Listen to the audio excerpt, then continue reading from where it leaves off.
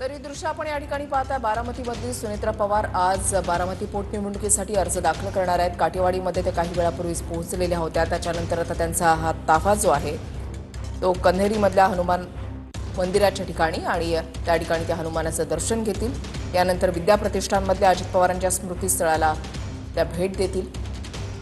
कन्हेरीमधले दृश्य आपण या ठिकाणी पाहताय।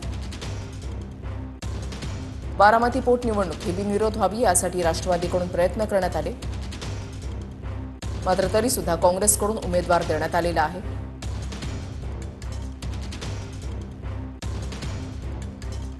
सुनेत्रा पवार यांच्यासाठी ही लढत अत्यंत महत्त्वाची आहे। अजित पवार यांच्या निधनानंतर रिक्त झालेली ही जागा त्यानंतर पोटनिवडणूक जाहीर झाली। ही निवडणूक बिनविरोध व्हावी असं आवाहन भाजपकडूनही करण्यात आलेलं होतं। राष्ट्रवादीकडून सुद्धा तसेच प्रयत्न जे आहेत ते करण्यात आले होते।